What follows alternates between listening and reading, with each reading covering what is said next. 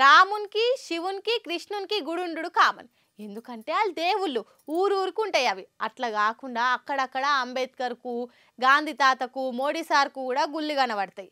ఇంకా కొంచెం ముంగట్టుకొస్తే కేసీఆర్ సార్కు, రాజశేఖర్ రెడ్డికి కూడా గుళ్ళున్నాయి. ఇగో ఇప్పుడు వీళ్ళందరికీ ఉన్నట్లే తెలంగాణ సీఎం రేవంత్ సార్కు కూడా ఓ గుడి తయారైతుందట. ఇంతకు ఆ గుడి కథ ఏందో తెలుసుకుందామా?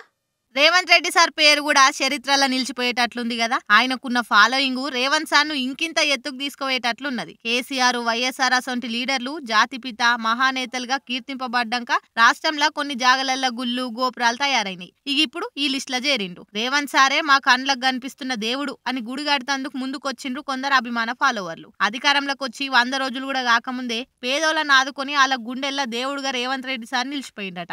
అందుకే ఆయన్నే మా దేవుడు అనుకొని గుడి కడదాం అంటున్నారు సూర్యాపేట జిల్లా చిట్యాల మండలం వనిపాకరెడ్డి అభిమాన సంఘం లీడర్లు. ఈ గుడికి నెల 19 తారీఖు మంగళవారం నాడు భూమి పూజ కూడా చేస్తారట. ప్రజల కోసం పనిచేస్తున్న లీడరు రేవంత్ సారు. ఆయన గుడి కట్టినా తక్కువనే, మాకైతే ఆయననే దేవుడు అని ఎమోషనల్ గా చెప్తుండు రేవంత్ రెడ్డి అభిమానుల సంఘం అధ్యక్షుడు మేడి సతీష్. మన తెలంగాణ సీఎం ముఖ్యమంత్రి వర్యులు గౌరవనీయులు రేవంత్ రెడ్డి గారికి గుడి కట్టడానికి సిద్ధమయ్యాం.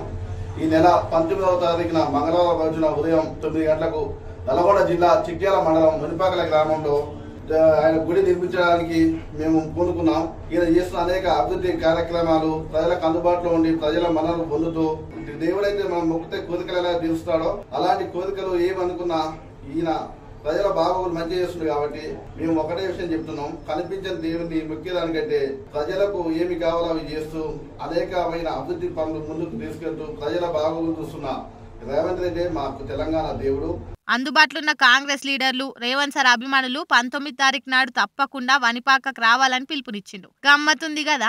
నిజంగా రేవంత్ రెడ్డి సారు నక్కదొక్కదొక్కే వచ్చినట్టున్నాడు. సీనియర్లు అందరినీ కాదని సీఎం సీట్ తెచ్చుకున్నాడే కష్టం అనుకుంటే అది తెచ్చుకున్నాడు. అదిగాక అందరినీ కలుపుకొని మంచిగా పనిచేస్తున్నాడు. ప్రజలతోటి కూడా ఇగో ఇట్లా దేవుని తీరుగా పూజలు అందుకుంటున్నాడు. నువ్వు తోపు సార్.